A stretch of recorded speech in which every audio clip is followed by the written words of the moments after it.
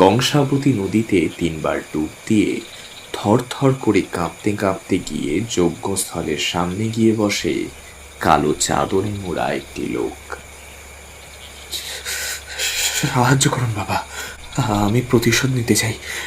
আমার বাবার সাথে যে অন্যায় হয়েছে, আমার বাবা আর আমি যে সকল জিনিসগুলো থেকে বঞ্চিত হয়েছি, সেই সেই সব জিনিস ফেরত চাই।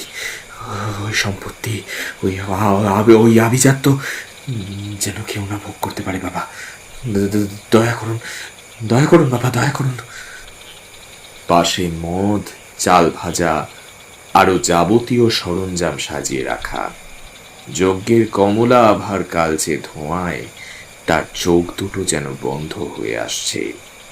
যজ্ঞস্থলের অপর দিকে বসে এক তান্ত্রিক মন্ত্র জপে চলেছে এক মনে।